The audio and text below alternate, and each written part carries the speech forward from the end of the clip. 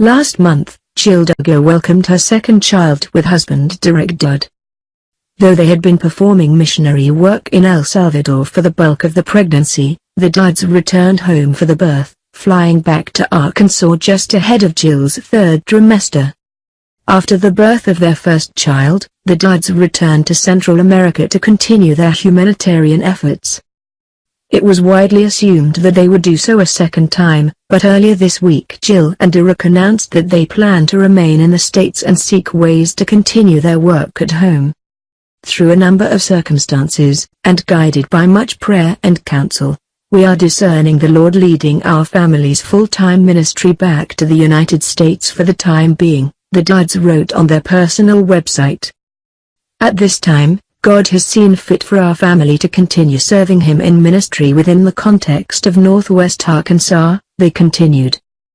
Though their intentions seem to have been good, the Dillards' time in El Salvador has been a frequent source of controversy.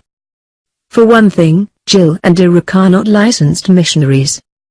Both failed to complete coursework required by the International Mission Board and the Southern Baptist Convention, and despite her claims to the contrary, Jill is not a certified midwife. Their lack of church sponsorship has led the Dillards to resort to some unusual methods of funding their travels. Jill and Derick have asked for donations from fans, which resulted in an uproar, as many on social media expressed their belief that the well-off couple should be donating portions of their considerable salaries to the poor, not soliciting cash from others. Though the Dillards have removed the donation request links from their website, their requests have not been forgotten by fans, some of whom took the announcement that they won't be working abroad anymore as an opportunity to ask if they'd still be begging for cash. "Will you be soliciting money from your fans?" tweeted one follower. "They had a good ministry going a couple of years ago called Bumming for Gift Cards in the Name of Jesus. Guess it didn't work out," wrote another.